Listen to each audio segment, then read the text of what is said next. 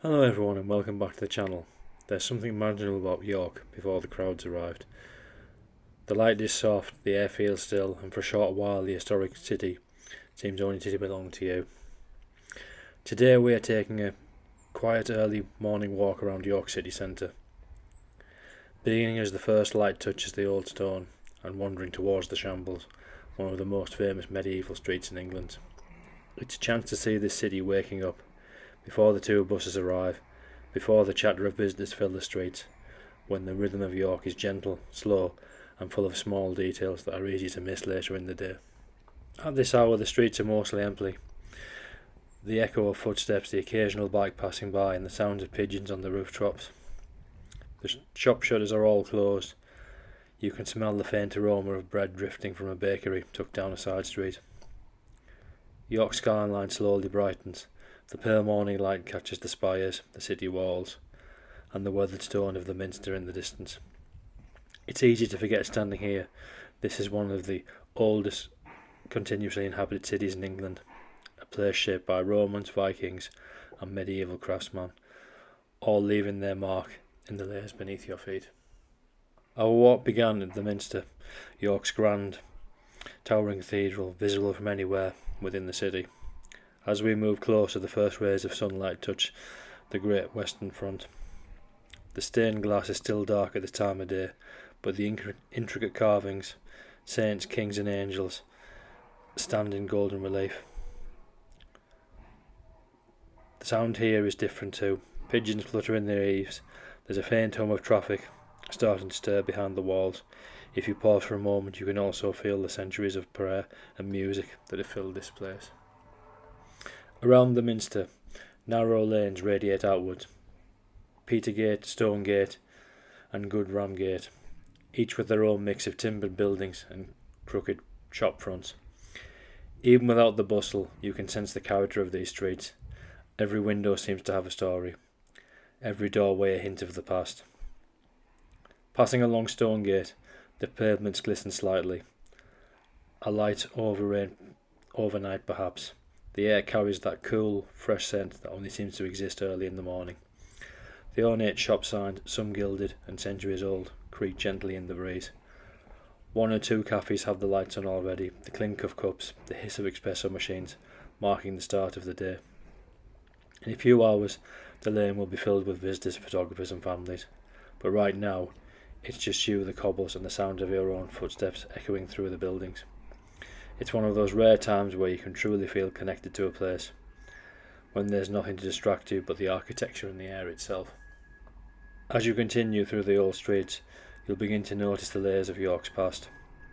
Roman columns hidden in the courtyard, fragments of medieval stonework built into the newer walls, names like Grape Lane and Swinegate, whispering stories of their old trades.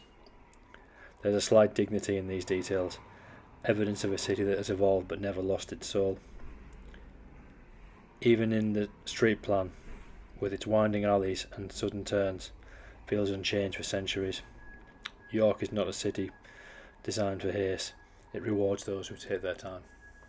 A short walk from the Minsters brings us towards the Shambles, perhaps York's most iconic street.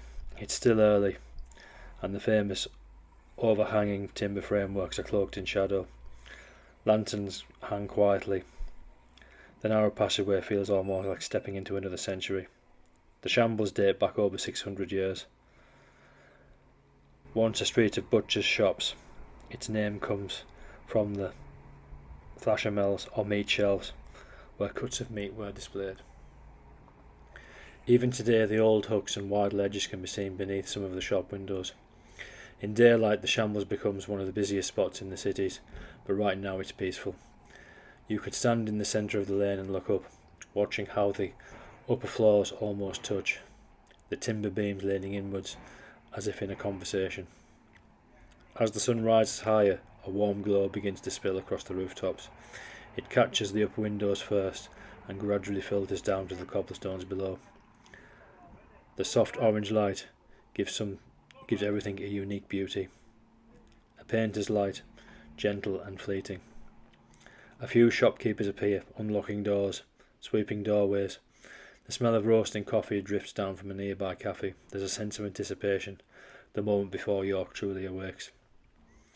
If you take a moment to pause here, you might hear the faint chimes of the Minster bells in the distance, a reminder how close everything in York feels. It's a compact city, yet it carries centuries of history in every sound and shadow.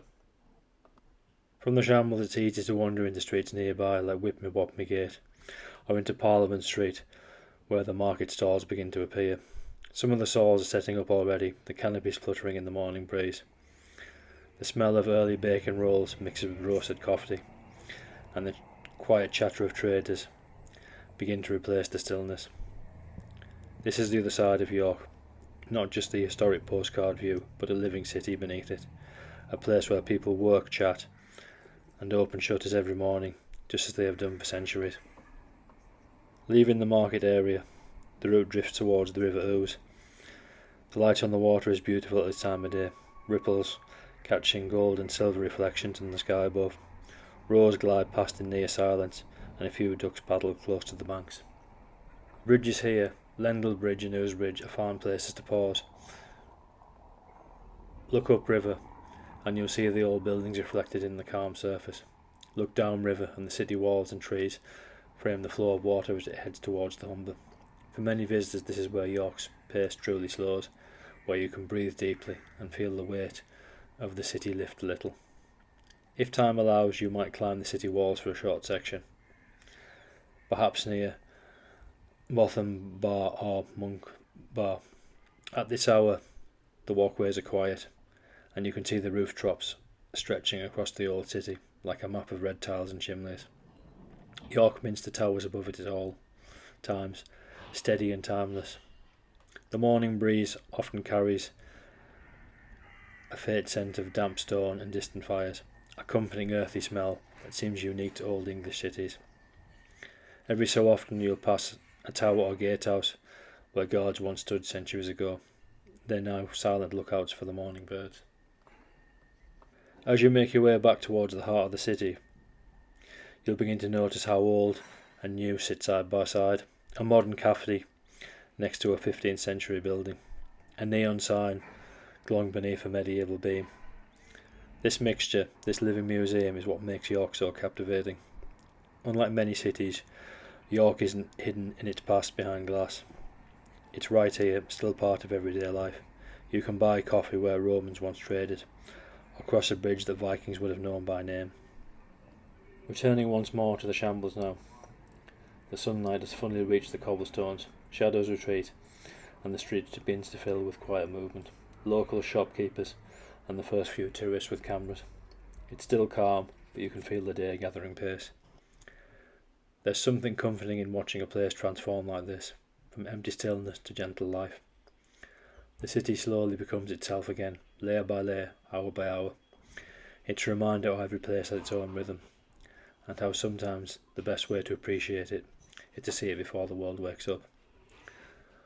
York has always been a city of stories. Roman fort, Viking capital, medieval stronghold, and now one of England's most beloved destinations. But beneath all the history, there's a certain mood that never changes, a mix of quiet pride and unhurried charm. Walking here early in the morning, you can almost feel the centuries pressing softly around you. The sound of distant footsteps on stone, the faint smell of rain on the air, the golden light catching carved faces on a centuries-old building. Each detail feels like part of a living story that's still being written today. By now the cafes are open, the bells have chimed the hour, the hum of the city has returned. But for those who came early, there's a quiet satisfaction in knowing you've seen a side of York few people experience. The Shambles, the Minster, the market, they all look different now. Brighter, louder, full of life, but the memory of that stillness lingers. It's the heartbeat beneath the day, the calm before the colour, and perhaps that's the best way to know York. Not just through its landmarks, but through its quiet moments, its in-between hours, when the story and present blend together in the soft morning light. That brings me to the end of my commentary. I'll leave you to enjoy the remaining footage of the walk through York. Thank you very much for watching. Please like, share and subscribe, and take care of yourself.